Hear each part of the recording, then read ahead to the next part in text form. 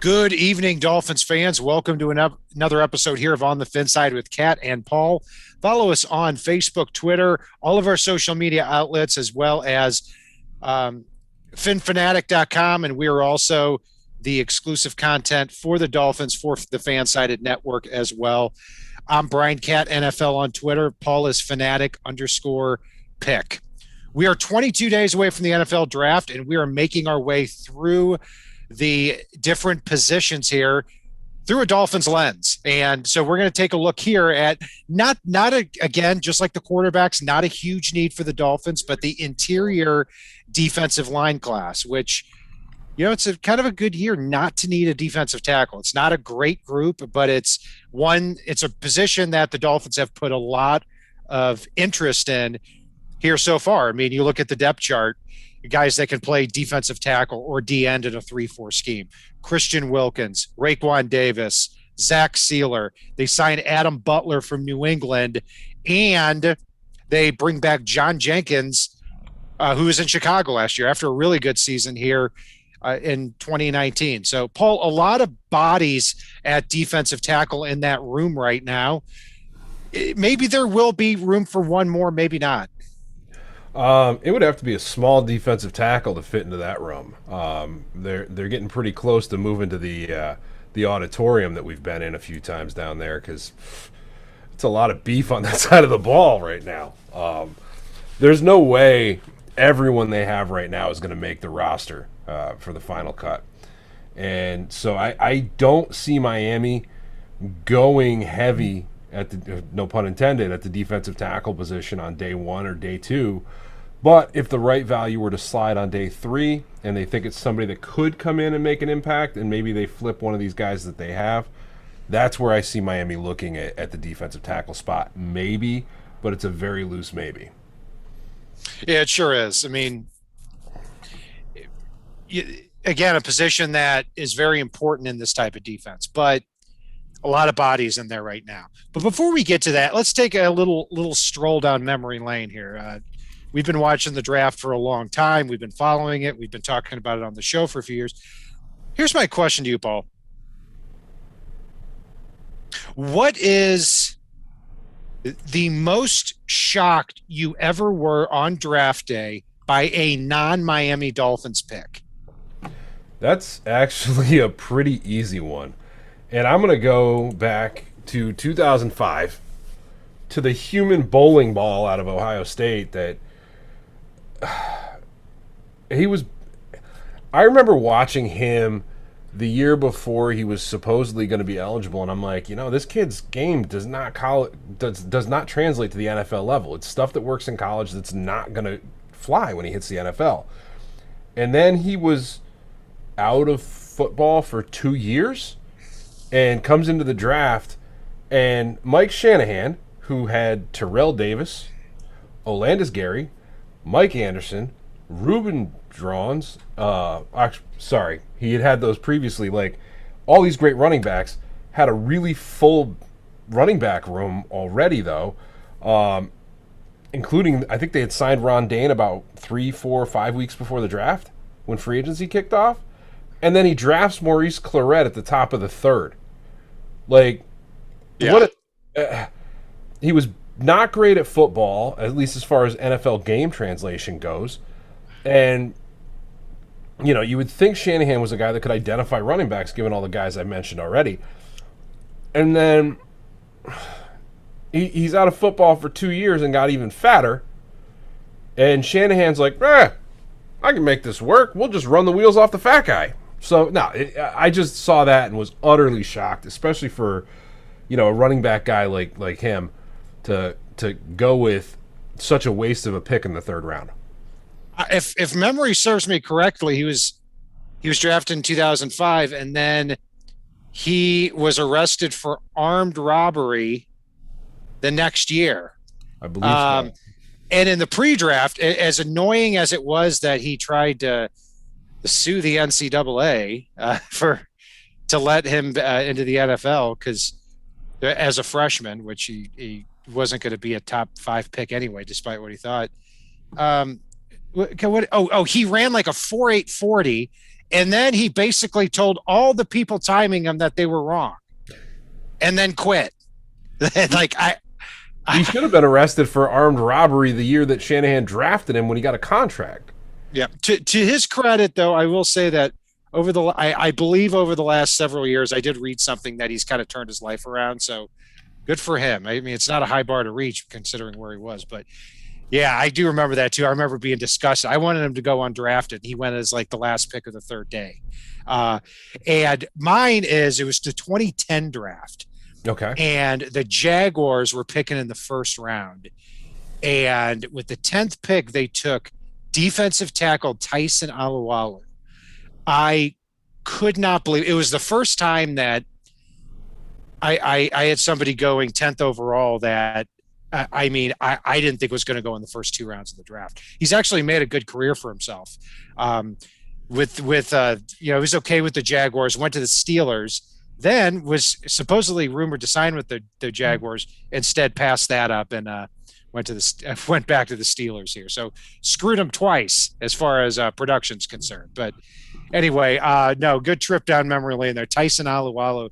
That was the same draft, I think, as Earl Thomas, and just a lot of guys there in the top 10 and top 15 picks. So anyway, moving on, Paul, looking at some other news here this week. Sam Darnold traded from the Jets to the Panthers for a 6th rounder this year and a 2nd and 4th next year.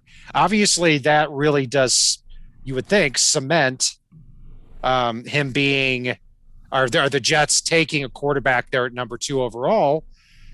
And also, too, I mean, the odds increase that the first four players in the draft are going to be quarterbacks.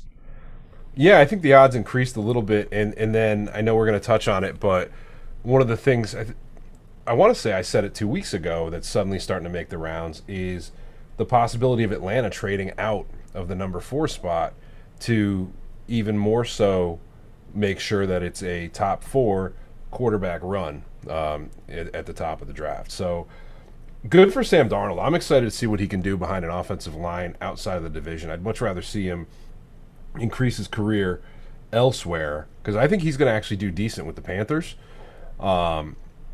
A lot more than any rookie quarterback's going to do behind 2 offensive linemen with the Jets.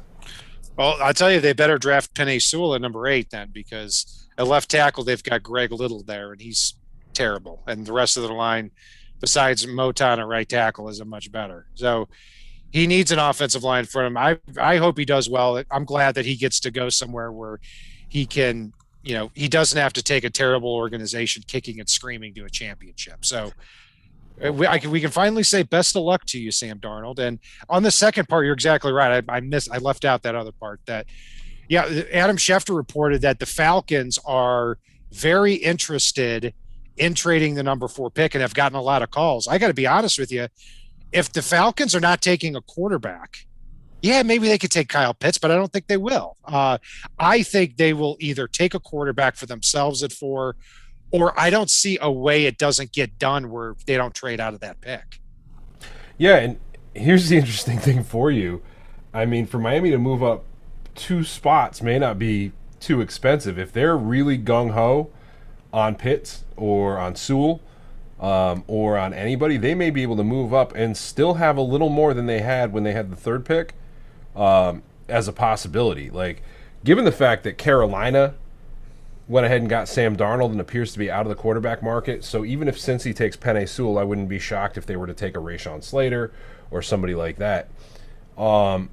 It did cripple the trade-up possibilities for a quarterback at 4 because it's after Denver. There's not really a quarterback-starved team until, 14, 15 with the Patriots? Yeah, 13 maybe with the Vikings, but I don't think the Vikings would jump all the way up there. Kirk Cousins is in the last year of his contract.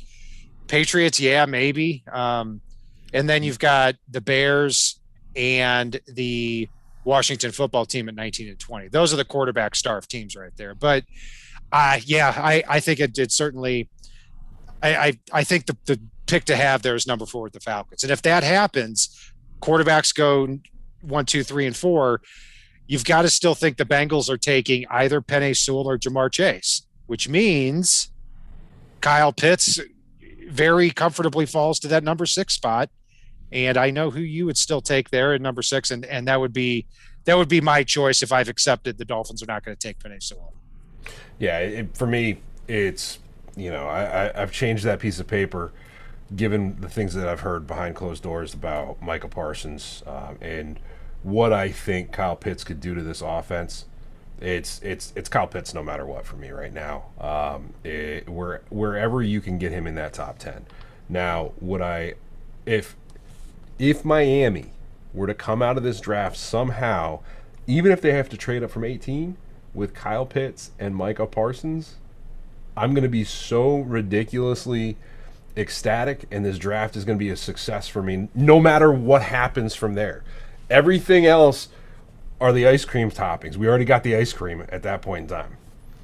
And I think there's a lot of ways that the Dolphins can go with that. If they take Pitts at 6, I love the idea of trading up in, a couple of spots and getting the player that falls, whether that's Micah Parsons, whether that's even like a Rashawn Slater or somebody like that. I don't know if I would necessarily trade up for Slater, but you get my point. Somebody that Jalen Waddle might fall, or I wouldn't double down a receiver at that. I don't know if you can, but same point. I mean, you have the opportunity to land 2 real big time prospects in a draft with so much uncertainty, given what's gone on the last year. So, yeah, speaking of that uncertainty, let's take a look here at that defensive tackle position and that interior defensive line spot here, Paul.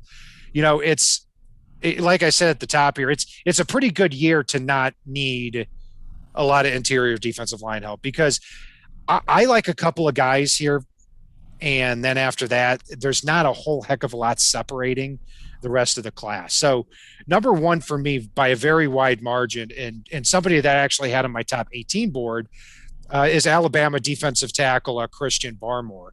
When I look at the edge players in this class, like Kwity Paye, like Jason Owe, who are good prospects, and, maybe I'll soften on them a little bit here. I right now want Christian Barmore above them because he played 3-4 defensive end in Alabama, 6'4", 310 pounds in Nick Saban's defense. I think he really became the player that Bama wanted Raekwon Davis to be, reaching that potential there, especially at the end of the 2020 season. He has 34-inch arms, ran a 4.93. So, but what I really like about him is he's not a clogger at his size. He gets to the quarterback. You watch him on a sack against Notre Dame, really chasing down Ian Book in an open field at his size. So he's somebody I would, at 18, may not be my top choice on the board, but I would probably be one of the only Dolphins fans who would be okay with that pick at number 18 and Christian Barmore. I think he's going to be a heck of a player, but you'd be the only Dolphins fan on this show who would be excited that they drafted Christian Barmore. Given the fact that I think if Miami is surgical in this draft, they can leap forward from the 10-6 record of this past season. And for them to fatten up the fat guy room that they've already fattened up this offseason, and that's a lot of fats, I'd be pretty disappointed unless they piggybacked on that with a trade. But I don't want to give away Christian Wilkins. I don't want to give away Zach Sealer. I don't want to give away Raekwon Davis. Now we've got John Jenkins in the fold. And unless we're going to start taking all these fat guys and running that positionless drunken defense with a bunch of fat guys running to and from the line, there's not room on the field, let alone in the locker room. I agree with you on that. That's why a lot of with these fat guys, I don't really see the point, because I don't want more people clogging. But Christian Barmore is not somebody who's going to clog the run. Mm-hmm. He's somebody that's going to get to the quarterback. And I don't see why he wouldn't be in the fold if all of these other edge players like Jason Owe, like Gregory Rousseau are in the fold. I think he's just as good of an athlete as as the other two are, especially for the position that he plays. So, I don't see the Dolphins going that route at 18. Don't get me wrong, but I would be one of the only people that'd be okay with it. Levi Onwuzurike is, to me, the other really the second defensive tackle or interior defensive lineman in this class here too. He's fun to watch, and uh, he can combine two things. His feet never stop moving. That's what I noticed. He has long arms and his feet never stop moving. What I think when he played at Washington as a prospect, they did him a real disservice by playing him where they did. He played at nose tackle a lot, and he's an athlete that really needs to slice in between tackle and guard to get into the backfield. And so he's somebody that if he fell kind of down to, let's say, 81, which I think he'll be taken before that, but the Dolphins have the 81st pick in the third round. That could potentially be a value pick there for the Dolphins. Somebody who ran a 4.87, 29 bench press reps. So somebody who definitely brings the best of both worlds. So my worry with him is he's a guy that he's generated some pass rush at times. He's very explosive off the ball, but I haven't seen him really pull a move. So he'd be kind of that weird pony that you're stunting with and hoping that the offensive line doesn't guess right in which way he's going if you're trying to generate a pass rush with him. Yeah, I could see that too. He doesn't have a lot of pass rush moves, so you'd be drafting him and trying to teach him how to be he would be a project at that point. Even at 80 or 81, I would probably be out. I'd probably want other players at that point. And that's kind of how everything goes here. I look at some of these other defensive tackles. One guy that I have up there a little bit further than most people, somebody I had mocked to the Dolphins in our Dolphins mock draft, UCLA defensive tackle Owa Odigizua. He's really that D tackle tweener. He wrecked havoc in Senior Bowl week, gets into the backfield. He might get out of his gaps a little bit too much, and he might be too much of an overlap with Adam Butler, who the Dolphins signed as that pass rushing defensive tackle. Again, somebody I would be okay with if the Dolphins looked at in the third round, just like Onwuzurike, but more than likely I'd probably want to go to another position. Yeah, if we're gonna go with a tweener, just because he like for him he can generate the pass rush, but he also can set the edge a little bit, and kind of plug. I'd almost rather just go with one of these edge players that can rush the passer decently, but can occupy a blocker and set the edge and open it up for our pass rushers coming around the outside or stunting on the inside of them. But that's me. I mean, it's I can definitely see the look for both possibilities. It's just my own preference for the way to do it there with the personnel Miami has. And the only way the Dolphins are drafting an interior defensive lineman in this class is if value presents itself. So that's why I don't see the Dolphins going Christian Barmore at 18. I don't see him being even close to that. But if he falls to 36, now we're talking about a best player available type of situation. You never know. After that, Paul, I look at the rest of the class and, well, before we get to that, really the consensus, second or third defensive tackle here is Davion Nixon from Iowa. I have a tough time with him. To be honest, Mel Kiper has had him or has either had him or still has him as his defensive tackle one. I don't see it. He's somebody that I think has a heck of a time getting off blocks. I think he's a 3 technique guy who is very, very inconsistent in getting into the backfield. He had 13 and a half tackles for loss this past year, but not somebody that fits what the Dolphins are trying to do. And I think with his inconsistency and his inability to really absorb blocks for 50, 60 snaps a game, he's somebody I even if Dolphins needed a defensive tackle, I don't think I'd touch until day 3. Yeah, he's a weird one because he does a lot of the things that we talked about with guys like Raekwon Davis last year, where he'll have those explosive moments or games, and then he would have those just terrible games, and it didn't seem to be even to the level of competition. It's hard to put your finger on with him what brought him up and what brought him down, because when it was almost like you had like a set of triplets, and they all shared the same jersey, the same number, and got out on the field and did very different things in very different games, where you're like, wait, but okay, now he's got explosive pass rush moves, but he can't stop the run to save his life. Oh, now he can't get off a block, whereas last game he was just throwing everybody out of his way, and they were better blockers. So it's just, he's so all over the map that you've got to find a way to get consistency from him, but you're not going to be able to take him either and stash him on the practice squad. So I struggle with him to find that way to make him fit for Miami, because he's probably not going to make your active roster and beat anybody out. You can't get him on your practice squad, or you're just drafting him for somebody else. And you can't occupy the extra roster spot for him because you're not going to put his big ass on special teams. Yeah, I tell you, when I look at the rest of the defensive tackle class, Paul, it reminds me kind of the 2017 draft, where it seemed pretty deep into the 5th and 6th round, but not really deep anywhere before that. Like that was the year that the Dolphins took Davin Gotcha in the 5th round and Vincent Taylor in the 6th round, because these guys who could just do their job at defensive tackle started to fall. That's kind of how I view the rest of the class here after these top 3, where I see a lot of guys falling a lot, but I really do divide them for the most part into 2 different types of categories. One, penetrators, and number 2, fat guys or space eaters. Yeah. There are a couple of different ones there. So let's start with the big fat guys, the space eater, the ones that you like, Paul. And I'm going to throw it to you first on that. I know you're talking Tyler Shelvin here. Yeah, it's if, and this is where the signing of John Jenkins kills me, because he can do that.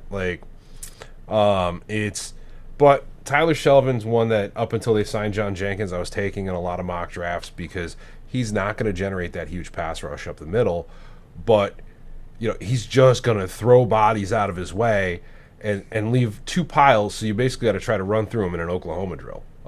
It's just like, look, I'm here, and there's nowhere else you can go, so you might as well just fall. Like that. That's Tyler Shelvin in a nutshell. It's just throw everyone out of the way. Oh, you're passing it? All right, go ahead. But if you try to run up the middle, it's not going to end well for you, and I'm going to fall on you. So there is that with him. And then another guy I like a lot, and I know he's not that high on a lot of draft boards, but Aleem McNeil. He's just such a big, fat, 350-pound, I think, monster at that zero technique, where you're just occupying the center of the offensive line, the center and 1 or 2 guards, and everything has to go outside of you. That's Aleem McNeil in a nutshell, and he does it well. It's like Vince Wilfork with the Patriots years ago. He just eats and eats and eats and eats and eats, and just like Tyler Shelvin, who's last I heard up to 380, but Aleem McNeil can move a little better than Shelvin can. Yeah, he can, and I like Aleem McNeil too in that he's so violent with his hands off the snap, and he's got that squatty, low to the ground frame, and you look at him on film, and he looks like he's about 5'10". He's actually almost 6'3", but he's just got that Humpty Dumpty type of body type. He's able to cut into the backfield as well. So he's an interesting, productive player. Be fascinating to see where he ends up here. So another guy is Marlon Tuipilotu. I hope I said that right, out of USC. And he's not the big fat guy space eater that a lot of these other ones are we've talked about. He's more of a he's got a good body to him, 6'2", 310, plays with good balance. He's somebody that when I look at this other tier, the guy I see kind of sticking around the league the longest, because I think he's just consistent across the board, doesn't stand out in any area. And if he doesn't stand out in any area, then I think the Dolphins are not going to pick him. I looked to, let's take a look at some of these kind of penetrators too, where Jay Tufoli from the USC didn't play this past year. Cuts into the backfield quickly. More of that just shredder, gets, pins his ears back, gets to the quarterback at all costs, that type of guy. Again, not a lot of room in the Dolphins defense for that type of player. I don't see him being on the Dolphins board there either. Milton Williams is an interesting guy. He is. It's he didn't have a huge career. He was definitely developing, uh, and all of a sudden he just came out of nowhere and just started shredding everyone he went up against. And so it really depends on which games you watch with him.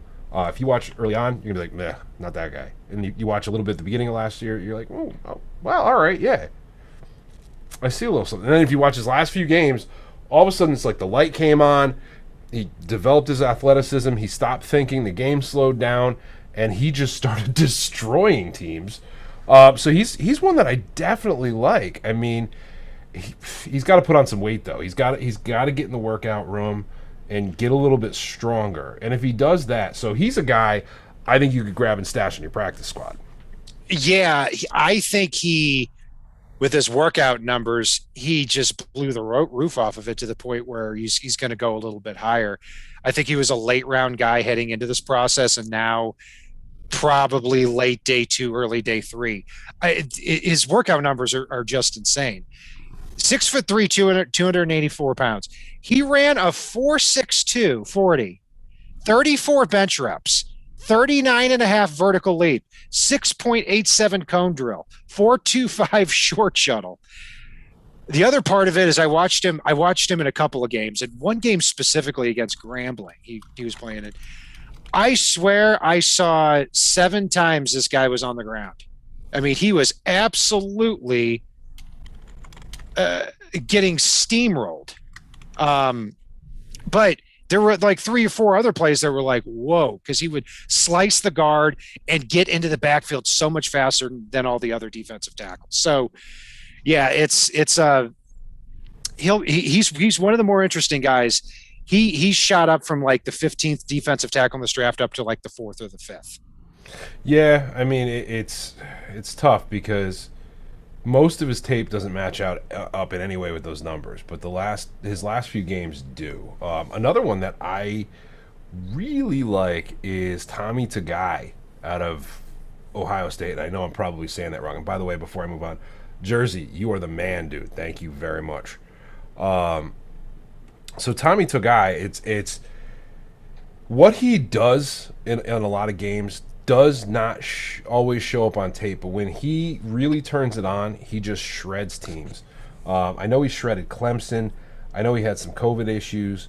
The little bit of tape I have watched on Tommy, though, I can't turn it off. I have to keep watching him because he will go through 4 blockers like they're nothing and make the play over and over and over again. And he is probably one of the biggest difference makers on Ohio State, which is a pretty damn good team. You bet. And I watch him, and I think there's no way that this guy's 6'1", 296 pounds. He looks a lot bigger. He doesn't get moved back. Very productive in the middle of that defense. Yeah, he's somebody I really do like here at the defensive tackle spot. Just 3 sacks in his college career, but that's not who he is. So, yeah, and that's what I'm saying, that that you look at that 5th round pick the Dolphins have, and we think that they're going to find a way to trade down and get more picks. That's when you can maybe throw a 5th or a 6th round pick at one of these guys, have them compete for a roster spot, and maybe you get something there. So, Paul, anybody else from this group you want to talk? Actually, somebody in the chat here talked about TJ Slayton there from Florida. He goes in the fat guy column, that's for sure. But he is a big boy. He's 6'4", 330 pounds, but he tested out well. I mean, to be 330 and run under a 5'1", I mean, that's impressive. So he at least has the physical traits to give himself a chance here. I expect him to go somewhere, in rounds 5 through 7 here. So we'll see if and there's so many of these guys here, so there is some good value at the interior defensive line spot late in the draft. There really is. I mean, I'm going to be honest here. I'm not diving as deep on the defensive tackles this year as I normally do. Defensive tackles normally a late round pick your flavor, pick your poison for me. I know we had that happen when they doubled down years ago with Vincent Taylor and Davin Godchow, and it was absolutely a great pairing there to take, even though I know we just lost Godchow to the Patriots. It's like you said, the 5th round seems to be like that sweet spot because it's given the defensive line rotation, it's one of those positions that you can kind of pick your poison more so than any other position out there as far as what you put on the field. And it just literally has to do with down and distance, and you're setting yourself up for run versus pass, and it's okay because you're giving these fat guys a break. Yeah, it all depends on how these guys get rotated. And Brian Flores and Josh Boyer have shown that they can rotate them very, very effectively here. So, Paul, there's been a lot of comments in the chat here too. This is why I don't look at the chat until afterward. Going back and forth on Christian Wilkins, and I've got to say that, not surprisingly, I'm on the little bit more of the negative side with Christian Wilkins. Not that he's not a good player. I think Christian Wilkins is a fine player. 13th overall pick in the draft. No, I never thought he was worth that. And I've got to say, I like 2 defensive tackles on the team, Zach Sealer and Raekwon Davis, more than Christian Wilkins. So he's on a rookie contract still. I'm fine with him playing it out, but I could go either way on him. Yeah, he does well enough, and he has some pretty good moments. I mean, don't forget he missed a month last year and still put up production that we missed while he was gone. And yeah, I like Sealer and Raekwon more, which surprises me because I wasn't a huge fan of the Raekwon pick last year. But I think there's a role for Christian Wilkins in Brian Flores' defense, and one that he's pretty cemented into. I'm more worried about Sealer losing snaps this year, even though I think it should be the other way around with some of the signings that they've made this offseason. Yes, and Shake Money in the chat said too, the Dolphins use their defensive tackles as defensive ends. That's exactly right. And that's why Christian Barmore, in my mind, is in the picture as somebody that I would sniff there at number 18. Not saying the Dolphins necessarily would do it, but that's why you're seeing the amount of defensive tackles on the Dolphins roster, because they're not, they're not going right at nose tackle. They're not as a 2 defensive tackle looking a 4-3. You're going to see 3 of these guys on the field here at the same team. So, or at the same time. Kairos Tonga is also a huge guy too. Drew Scalia, you're right. He figures into that group as well. I actually think he's a little bit more refined than some of these other guys we've talked about too. So again, 5th through 7th round area. Marvin Wilson. See, this is another guy that I say, why do you go back to college when you think you're going to be a 1st round pick? Because now he goes back to college. He gets hurt. He has a bad year, and now he's a 4th rounder. Hey, I don't know what you're graduating in, but I hope you go win a Nobel Prize or something, because you just cost yourself millions of dollars in the NFL. Doesn't make a lot of sense to me. So don't graduate college, okay? Go back to school. Stay in school. Remember, I coach 9-year-olds, man. I'm sorry. No. Graduate college unless you're a 1st round NFL draft pick. Okay, there we go. There you go. Well, I'll give you that. So, Jad actually just asked and I know we're getting away from the defensive tackle position. So, anything else on D tackles before I jump into this question? No, yeah. I'm done. Thank God. All right. So, Jad just asked in chat what team we think absolutely will not pass on Micah Parsons if he is there. And one team I would say almost definitively is the Patriots.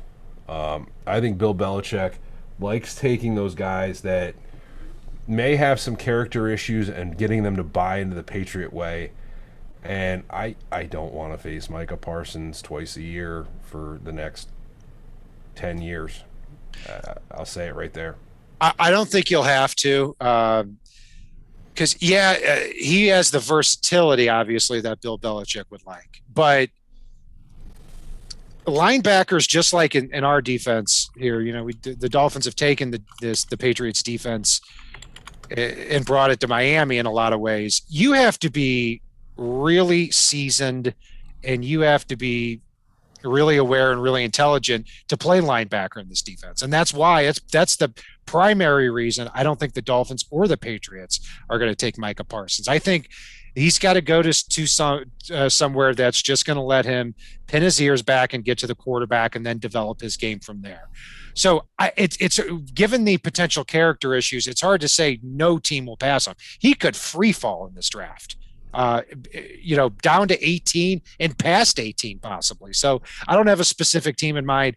I would say that if the Arizona Cardinals see him there at 16, they do have needs at inside and outside linebacker. They are willing to step out of their comfort zone a lot at the linebacker spot. I could see Michael Parsons going there. Yeah, and two of our listeners actually just brought it up in chat. The Eagles and the Giants are two very big prospective teams for him, and not for nothing, I could see the Panthers grabbing him here potentially as well. Grandazar actually asked in chat about Quinton Bohanna from Kentucky at the defensive tackle position. I've watched a little tape on him, but not a huge amount. Any thoughts from you, Kat, on that one? Or no? If you've seen tape, you've seen more than I have on him, to be honest with you. So, yeah. So it's. I mean, I know I watched some on him. I'm trying to, because I watched a bunch on a number of lower round prospects and undrafted. I'm trying to recall off the top of my head. I know he was out of Kentucky. Is that the big 360-pound one, Grandazar? Like, he's like 360, 370. I feel like this undrafted free agent is really holding up the show now. So yeah, we'll circle back on him. We're gonna move on. No, thank you for the question. Yeah, whoever chatted that in, you probably know more about him than I do here. So yeah, we're gonna move past the defensive tackles, and thank you all for staying with us on this here too, because Saturday we're gonna go. Our whole show is going to be about receivers. And then Sunday, our whole show is going to be about running back. So we're going to get into the skill positions. We were thinking about saving that all to the end, but if we go quarterback, interior defensive line, then the next position that the Dolphins don't really need, we feel like y'all are going to be asleep here 2 weeks before the draft. So that's going to do it here for our breakdown of the interior defensive line spot on the FinSide with Cat and Paul. Paul is fanatic_pick on Twitter. I'm Brian Cat NFL. Be sure to follow us on Facebook, Twitter, iHeartRadio, all of our social media outlets here.